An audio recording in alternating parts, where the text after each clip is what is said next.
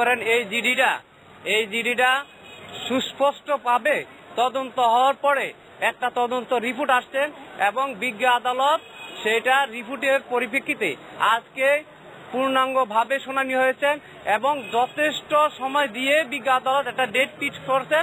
এই ফিক্সে আজকে শুনানি হয়েছে। আসামি পক্ষের আইনজীবীরা রনির জামিন বাতিলের আবেদনের তীব্র বিরোধিতা করেন। মাননীয় আদালতকে একটি বিষয়ে আমরা স্যাটিসফাইড করার চেষ্টা করেছি, সেটা হলো যে 20 DLR এর পেজ নাম্বার 399-এ স্পেসিফিক্যালি বলা আছে যে বাদী পক্ষ কর্তৃক যদি কোনো আসামির জামিন বাতিলের জন্য দরখাস্ত করা হয় তাহলে অবশ্যই আসামিকে নোটিশ করতে হবে। কারণ হিসাবে বলা হয়েছে যে আসামি যেন তার আত্মপক্ষ সমর্থনের জন্য পর্যাপ্ত সময় পায়, কিন্তু এই নোটিশটা আমরা পাইনি।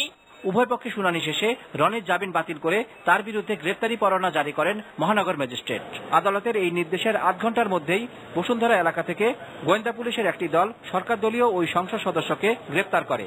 গ্রেপ্তারের পর তাকে মিন্টু রোডের ডিবি অফিসে নেওয়া হয়। গোয়েন্দা পুলিশের পক্ষ থেকে জানানো হয় রনিকে বৃহস্পতিবার আদালতে হাজির করা হবে। দিদা চৌধুরী, এনটিভি নিউজ, ঢাকা। এদিকে আদালতে দোষী সাব্যস্ত হলে গোলাম মাওলা রনির বিরুদ্ধে ব্যবস্থা নেবে আওয়ামী লীগ। জেলা প্রশাসকদের সাথে নির্ধারিত বৈঠক শেষে সাংবাদিকদের প্রশ্নের জবাবে একথা বলেন দলের সাধারণ সম্পাদক সৈয়দ আশরাফুল ইসলাম। এ সময় তিনি জানান, সেনাবাহিনী ছাড়া সুষ্ঠু নির্বাচন করা সম্ভব। স্থানীয় সরকারের নির্বাচন অনুষ্ঠানের মাধ্যমে তা প্রমাণ করেছে প্রশাসন। জয়ন রহমানের রিপোর্ট। জেলা প্রশাসক সম্মেলনের দ্বিতীয় দিনে ধারাবাহিক বৈঠকের অংশ হিসেবে প্রশাসকরা বৈঠক করেন স্থানীয় সরকার মন্ত্রণালয়ের সাথে। স্থানীয় সরকার মন্ত্রী প্রশাসকদের বিভিন্ন সমস্যার কথা শোনেন এবং সমাধানের আশ্বাস দেন। পরে সাংবাদিকদের প্রশ্নের জবাবে গ্রেপ্তার হওয়া সংসদ সদস্য গোলাম মাওলা রনির ব্যাপারে দলের অবস্থান তুলে ধরেন। আমাদের দলের সরকারের যে অবস্থান, যদি কেউ কোনো অন্যায় করে সেটা উপযুক্ত আইনের মাধ্যমে নেওয়া হবে। যখন আইন তার ব্যবস্থা গ্রহণ করবে অবশ্যই দল এই ব্যবস্থা গ্রহণ করবে। কেউ যদি দোষী সাব্যস্ত হয়, কোনো দোষী ব্যক্তি কোনো রাজনীতিতে থাকা সমীচীন নয়। সৈয়দ আশরাফ স্থানীয় নির্বাচনে প্রশাসনের ভূমিকার প্রশংসা করে আগামী নির্বাচনেও একই ভূমিকা আশা করেন। আগামী নির্বাচন আসছে, ইতিমধ্যেই প্রশাসন প্রমাণ করেছে যে বাংলাদেশে সেনাবাহিনী ছাড়াও অবাধ নিরপেক্ষ সবার কাছে গ্রহণযোগ্য নির্বাচন সম্ভব। আমরা আশা করি, আমরা তাদেরকে এই কথা বলছি যে আগামী নির্বাচন অবাধ নিরপেক্ষ হবে এবং আপনারাই একটা অবাধ নিরপেক্ষ নির্বাচন এই বাংলাদেশে যে করা সম্ভব সেটা বারবার আপনারা প্রমাণিত করেছেন। এবং আমরা আশা করি যে আগামী নির্বাচনে সকলেই অংশগ্রহণ করবে এবং অবাধ নিরপেক্ষ যেভাবে আপনার স্থানীয় সরকারগুলি নির্বাচিত হয়েছে ঠিক একইভাবে জাতীয় নির্বাচনে একইভাবে অনুষ্ঠিত হবে। আগামী সংসদ নির্বাচনে সব দল অংশ নেবে বলেও এ সময় আশা করেন তিনি। আমরা আশাবাদী নির্বাচনে সকলেই অংশগ্রহণ করবে এবং অবাধ নিরপেক্ষ নির্বাচন হবে। বিশ্বের বিভিন্ন দেশে যেভাবে নির্বাচন হয় বাংলাদেশে একইভাবে নির্বাচন হবে এবং আমি দৃঢ়ভাবে আপনাদেরকে বলতে চাই এই দেশের সকল রাজনৈতিক দলই নির্বাচনে আসবে এবং নির্বাচন অবাধ নিরপেক্ষ হবে। পরে জেলা প্রশাসকরা বৈঠক করেন পররাষ্ট্র, শ্রম ও কর্মসংস্থান, প্রবাসী কল্যাণ, স্বাস্থ্য, খাদ্য এবং দুর্যোগ ব্যবস্থাপনা মন্ত্রীর সাথে। Join Rahman, NTV news, Dhaka. ক্ষমতায় গেলে পরিবর্তন এবং ঐক্যের রাজনীতি প্রতিষ্ঠার ঘোষণা দিলেন বিরোধী দলীয় নেতা ও BNP chairperson Begum Khaleda Zia. Bangladesh federal সাংবাদিক ইউনিয়ন BFUJ এবং ঢাকা সাংবাদিক ইউনিয়ন DUJের ইফতার মাহফিলে বেগম জিয়া বলেন, নির্দলীয় সরকারের অধীনে নির্বাচনে আওয়ামী লীগ বিজয়ী হলেও তাদের অভিনন্দন জানাবে বিএনপি। ইমরুল হাসানের রিপোর্ট। জাতীয় প্রেস ক্লাবে আয়োজিত ইফতার মাহফিলে এসে পৌঁছালে বিএনপি চেয়ারপারসনকে স্বাগত জানান সাংবাদিক নেতারা। ইফতারের আগে সংক্ষিপ্ত বক্তব্যে সরকারের বিরুদ্ধে সন্ত্রাস আর দুর্নীতির অভিযোগ আনলেন বেগম জিয়া। পাশাপাশি অভিযোগ করলেন ক্ষমতাকে দীর্ঘস্থায়ী করার নীলনকশা তৈরি করেছে সরকার।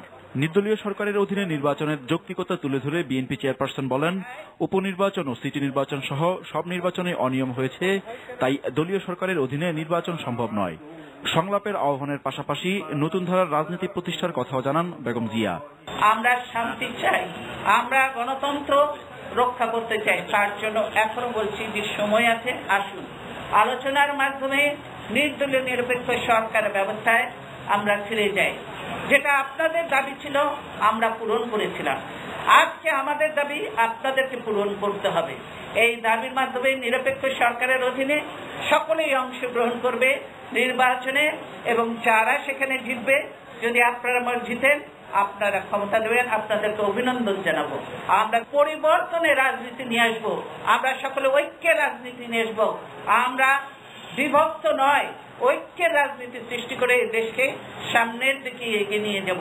আমন্ত্রিত মতিঝিলে হেফাজতের অবস্থান কর্মসূচিতে গুলি চালিয়ে পরে লাশ গুম করা হয়েছে বলে অভিযোগ করেন বিএনপি চেয়ারপারসন। বন্ধ থাকা দিগন্ত ইসলামিক টেলিভিশন এবং আমার দেশ পত্রিকা চালু এবং মাহমুদুর রহমানের মুক্তির দাবি জানান তিনি।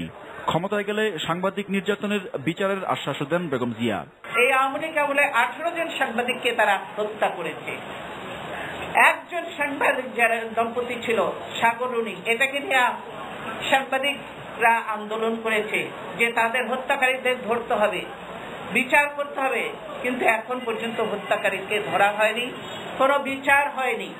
কারণ যে হত্যাকারীরা তাদের মধ্যে ভিতরেই রয়েছে, বিধায় তারা হত্যাকারীদের চিনেও চিনছে না, ধরতে পারছে না। তারা এই সরকারের দুর্নীতির অনেক তথ্য জোগাড় করেছিল এবং সেটা প্রচার করার জন্য তারা ব্যবস্থা গ্রহণ করেছিল, বিধায় তাদেরকে নৃশংসভাবে হত্যা করা হয়েছে। ইফতারের আগে দেশ ও জাতির মঙ্গল কামনায় বিশেষ মোনাজাত করা হয়। Imrul Hasan, NTV news, Dhaka. সশস্ত্র বাহিনীর সদস্যদের সাথে ইফতার করেছেন প্রধানমন্ত্রী শেখ হাসিনা। ঢাকা সেনানিবাসের সেনাকুঞ্জে প্রধানমন্ত্রীর সম্মানে এই ইফতার মাহফিলের আয়োজন করে বাংলাদেশ সশস্ত্র বাহিনী। প্রধানমন্ত্রী শেখ হাসিনা সেনাকুঞ্জে পৌঁছলে প্রধানমন্ত্রীর প্রতিরক্ষা বিষয়ক উপদেষ্টা তারেক আহমেদ সিদ্দিক এবং 3 বাহিনী প্রধানগণ সেখানে তাকে স্বাগত জানান। মন্ত্রী পরিষদ সদস্য, প্রধান বিচারপতি, জাতীয় সংসদের স্পিকার, প্রধানমন্ত্রীর উপদেষ্টা, আওয়ামী লীগ জাতীয় পার্টি সহ বিভিন্ন রাজনৈতিক দলের নেতা এবং প্রধানমন্ত্রী কার্যালয়ের ঊর্ধ্বতন কর্মকর্তারা ছাড়াও সেনা, নৌ এবং বিমান বাহিনীর বিভিন্ন স্তরের কর্মকর্তারা এই ইফতার মাহফিলে অংশ নেন। ইফতারের আগে দেশ, জাতি, সশস্ত্র বাহিনী ও মুসলিম উম্মাহর শান্তি, সমৃদ্ধি এবং কল্যাণ কামনায় দোয়া করা হয়। ঈদকে সামনে রেখে কুষ্টিয়ার সীমান্ত পথ দিয়ে অবৈধভাবে আসছে ভারতীয় শাড়ি, থ্রি-পিস সহ কসমেটিক্স পণ্য। আর এসব পণ্য চলে যাচ্ছে জেলার বিভিন্ন শপিং মল সহ রাজধানীর অভিজাত বিপণী বিতানে। সংশ্লিষ্টরা বলছেন এতে মার খাচ্ছে দেশি পণ্য। বিশেষ করে তাঁতের তৈরি পণ্যগুলোর বাজারে প্রভাব পড়ছে। লোকসানের মুখে অনেক তাঁত বন্ধ হয়ে যাওয়ার উপক্রম হয়েছে। কুষ্টিয়া থেকে ফারুক আহমেদ পেনুর পাঠানো রিপোর্ট। বিজিবির এমন সতর্ক প্রহরার মধ্যেও কুষ্টিয়ার সীমান্ত দিয়ে ভারত থেকে চোরাই পথে চলে আসছে নানা পণ্য। কখনো নৌকায় অথবা ট্রেনে করে নিয়ে আসা হয় এসব পণ্য। শুধু জেলায় নয়, রাজধানীতেও চলে যাচ্ছে চোরাই পথে আসা ভারতীয় শাড়ির থ্রি-পিসগুলো। ভারতীয় শাড়ির কম দামের কাছে মার খাচ্ছে দেশীয় শাড়ি। বিশেষ করে তাঁতের তৈরি পণ্যগুলো বাজার হারাচ্ছে। বন্ধ হতে বসেছে কুষ্টিয়ার অনেক তাঁত শিল্প। কারখানা প্রায় অর্ধেক মেশিন বন্ধ হয়ে গেছে। ভারতের কাপড় আমদানিতে আমাদের দেশি কাপড়ের চাহিদা কমে গেছে। বিদেশি পণ্যটা বিক্রি বেশি হচ্ছে, এতে ব্যাহত হচ্ছে দেশের শিল্প, দেশের কারখানাগুলি মার খাচ্ছে, যার ফলে দেশে বেকার সমস্যা বেড়ে যাচ্ছে। যদি এইভাবে ইন্ডিয়ান গুলো আমাদের মার্কেটে চলতে থাকে, তাহলে আমাদের শিল্পগুলো আস্তে আস্তে দুর্বল হয়ে যাবে, আমাদের পণ্য বাজারে শ্রমিকের সমস্যা দেবে। ইন্ডিয়ান কাপড় যদি বাজারে না আসতো, তাহলে আমাদের এই কাপড়গুলো ধরেন আরো বেশি বিক্রি করতে পারতাম। তবে চোরা কারবারিরা সবসময় বিজিবির চোখ ফাঁকি দিতে পারে না। 7 দিনের ব্যবধানে প্রায় 8.5 কোটি টাকার মালামাল সহ 2টি ট্রাক আটক করতে সক্ষম হয়েছে। এদিকে চোরাচালান রোধে যৌথ টাস্কফোর্স কাজ করছে বলে জানালেন জেলা প্রশাসক। চোরাচালান বিরোধী একটি টাস্কফোর্স আছে, টাস্কফোর্স কিন্তু তাদের অভিযান অব্যাহত রাখছে। এবং যেহেতু আপনি জানেন যে আমাদের সীমান্তবর্তী অনেকগুলো জেলা রয়েছে, তার মধ্যে কুষ্টিয়া, মেহেরপুর, চুয়াডাঙ্গা, যশোর, এই সমস্ত এলাকা যেটা রয়েছে, এই চোরাচালান বিরোধী কার্যক্রমকে প্রতিহত করার জন্য কিন্তু আমাদের এই টাস্কফোর্স। দেশীয় পণ্য রক্ষায় চোরাচালান রোধে প্রশাসনকে দ্রুত পদক্ষেপ নেওয়ার দাবি ব্যবসায়ী সহ সচেতন মহলের। NTV news desk. Hazrat Shahjalal আন্তর্জাতিক বিমানবন্দরে বাংলাদেশ বিমানের একটি ফ্লাইট থেকে 124 কেজি স্বর্ণের বার উদ্ধার করেছে বিমানবন্দর কাস্টমস কর্তৃপক্ষ। উদ্ধারকৃত স্বর্ণের আনুমানিক মূল্য 54 কোটি টাকা। মোট 1056টি স্বর্ণের বার উদ্ধার করা হয়েছে। বুধবার দুপুর 2:30টায় কাঠমান্ডু থেকে আসা বাংলাদেশ এয়ারলাইন্সের একটি বিমানের লাগেজ চেম্বার থেকে সোনার বারগুলো উদ্ধার করা হয়। বিমানবন্দর কাস্টমস কমিশনার জাকিয়া সুলতানা জানান, কাঠমান্ডু থেকে আসা ফ্লাইটটি থেকে যাত্রীরা নেমে যাওয়ার পর বিমানের ক্লিনাররা এর ভেতরে ঢোকে। এ সময় বিমানবন্দর কাস্টমস কর্তৃপক্ষের সন্দেহ হলে তারা বিমানটিতে তল্লাশি চালান। পরে সেখান থেকে কালো কাপড় দিয়ে কাঁথার মতো সেলাই করা অবস্থায় সোনার বারগুলো উদ্ধার করে। কে বা কারা এই সোনার বারগুলোর মালিক তা নিশ্চিত হতে পারেনি বিমানবন্দর কাস্টমস কর্তৃপক্ষ। তবে এয়ারলাইন্সের একটি বিমানের লাগেজ চেম্বার থেকে যেহেতু পাওয়া গেছে, তাই এই ঘটনার সাথে এয়ারলাইন্সের কোনো মহল জড়িত থাকতে পারে বলে ধারণা করা হচ্ছে। কম্পার্টমেন্টের মধ্যে এটা করা ছিল, হ্যাঁ, স্ক্রুড করা ছিল। এটা ইনফরমেশনের ভিত্তিতেই হয়েছে। দুবাই থেকে এসেছে, সিলেটে গিয়েছে, তারপর এটা আবার নেপালে গিয়েছে, তারপর ঢাকাতে এসেছে। এত বড় একটা চালান, এটার সোর্স বা এটা লোডিং যেখানে হয়েছে, সাধারণত কমন সেন্সে বলা যায় এটা দুবাইতেই হওয়া সম্ভব। 124.216 কেজি, যেটা রাফলি আপনার 3 মণ 12 কেজি হয়, এবং এখানে 1065টা বার আছে এবং প্রতিটা বার হচ্ছে 10 তলা, এবং এটার মূল্য প্রাথমিক হিসাবে ধরা হয়েছে 54 কোটি টাকা। সাভার ভবন ধসে নিহত 123 পরিবারের হাতে অর্থ সহায়তার চেক দিয়েছেন প্রধানমন্ত্রী শেখ হাসিনা। প্রধানমন্ত্রীর কার্যালয়ে ওই দুর্ঘটনায় নিহত 175 পরিবারের সদস্যের হাতে সপ্তম পর্যায়ে 2,26,00,000 টাকার চেক প্রদান করেন তিনি। এ নিয়ে সাভার দুর্ঘটনায় নিহত 1016 জনের মধ্যে 777 জন প্রধানমন্ত্রীর হাত থেকে অর্থ সহায়তা পেলেন। আর এ ঘটনায় এখন পর্যন্ত 11,97,00,000 টাকা প্রধানমন্ত্রীর ত্রাণ তহবিল থেকে সহায়তা দেওয়া হয়েছে। এছাড়াও একই তহবিল থেকে আহত 30 জনকে চিকিৎসার জন্য 3,30,00,000 টাকা দেওয়া হয়েছে। অন্যদিকে বিজ্ঞান ও প্রযুক্তি প্রতিমন্ত্রী এবং সচিব তাদের মন্ত্রণালয়ের পক্ষ থেকে ভবন ধসে হতাহতের জন্য প্রধানমন্ত্রীর হাতে অর্থ সহায়তা দিয়েছেন। তাছাড়াও জাতীয় বিশ্ববিদ্যালয়, বিজিএমইএ সহ কয়েকটি প্রতিষ্ঠান প্রধানমন্ত্রীর ত্রাণ তহবিলে সহায়তা দিয়েছে। এদিকে সাভারের রানা প্লাজা ধসের 3 মাসের মাথায় গ্রেপ্তার হলেন সাভার পৌর মেয়র রেফাতুল্লাহ। এ নিয়ে এ পর্যন্ত ভবন মালিক সোহেল রানা সহ 21 জনকে আটক করা হয়েছে। পলাতক আছে কমপক্ষে 9 জন। রাজধানীর মালিবাগ সিআইডির সদর দপ্তরে তাকে ডেকে নিয়ে গ্রেপ্তারের বিষয়টি নিশ্চিত করেন মামলার তদন্তকারী কর্মকর্তা সহকারী পুলিশ সুপার বিজয় কৃষ্ণ কর। আগামীকাল তাকে আদালতে হাজির করে রিমান্ড চাওয়া হবে বলে তিনি জানান। গত 24 এপ্রিল রানা প্লাজা ধসের পর থেকে গা ঢাকা দেন পৌর মেয়র রেফাতুল্লাহ। কিছুদিন আগে এলাকায় ফেরেন তিনি। ভবনটির অনুমোদন প্রক্রিয়া সঠিক ছিল না, ফাটলের পরও সিলগালা করা হয়নি উল্লেখ করে স্থানীয় সরকার বিভাগের সচিব আবু আলম মোহাম্মদ শহীদ খান জানান, দায়িত্ব অবহেলা ও সরকারি নিয়ম নীতি উপেক্ষা করে ক্ষমতার অপব্যবহার এবং জনস্বার্থ পরিপন্থী কাজ করায় গত 2 মে রেফাতুল্লাহকে সাময়িক বরখাস্ত করা হয়। চট্টগ্রাম মহানগর ছাত্রদলের ঘোষিত কমিটি বাতিলের দাবিতে নগর বিএনপির কার্যালয়ে আগুন দিয়েছে পদবঞ্চিতরা। নগর কমিটিতে স্থান না পাওয়ায় বুধবার দুপুরে ছাত্রদলের ক্ষুব্ধ কর্মীরা মিছিল নিয়ে নাসিমন ভবন এলাকায় দলীয় কার্যালয়ে হামলা ও অগ্নিসংযোগ করে। এ সময় কয়েকটি ককটেলের বিস্ফোরণও ঘটায় তারা।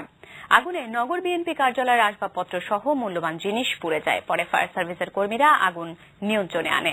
এ ঘটনায় একজনকে আটক করেছে পুলিশ। গত রোববার গাজী সিরাজউল্লাহকে সভাপতি এবং বেলায়েত হোসেনকে সাধারণ সম্পাদক করে 11 সদস্যের চট্টগ্রাম মহানগর ছাত্রদলের কমিটি ঘোষণা করে কেন্দ্রীয় কমিটি।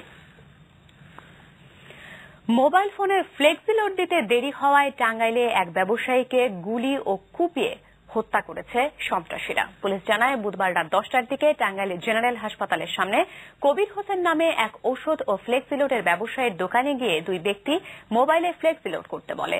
ফ্লেক্সিলোড করতে দেরি হওয়ায় কবিরের সাথে তাদের কথা কাটাকাটি হয়। এর কিছুক্ষণ পর 7-8 জন সন্ত্রাসী মোটরসাইকেলে করে এসে কবিরকে প্রথমে কুপিয়ে ও পরে গুলি করে পালিয়ে যায়। স্থানীয়রা দ্রুত তাকে হাসপাতালে নিয়ে গেলে চিকিৎসক তাকে মৃত ঘোষণা করেন। নিহত কবিরের বাসা শহরের কোদালিয়ায়। আপনারা দেখছেন এনটিভির মধ্যরাতের খবর। এবারে পূর্বাচল ভিজেন টাউন বিরতি, ফিরে এসে থাকছে। হেফাজতে ইসলাম কোন রাজনৈতিক দলের পক্ষ নয়, ইসলামের জন্য আন্দোলন করছে বললেন মাওলানা জুনায়েদ বাবুনগরী। ঈদকে সামনে রেখে পছন্দ মতো পোশাক বানাতে গজ কাপড়ের দোকানে উপচে পড়া ভিড়।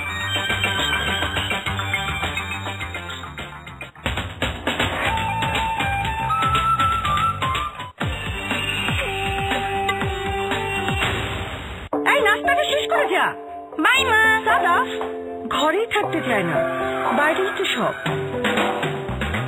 বেড়ে ওঠা নিশ্চিত করতে রেগুলার খাবারের সাথে রোজ 2 গ্লাস হরলিক্স। রিসার্চে প্রমাণিত নিয়মিত খাবারের সাথে হরলিক্স বাচ্চাদের বেড়ে ওঠার 5টি লক্ষণকে ইমপ্রুভ করে। স্বাস্থ্যকর রক্ত, সঠিক ওজন বৃদ্ধি, অধিক মনোযোগ, সবল পেশি ও অধিক হাড়ের পরিধি।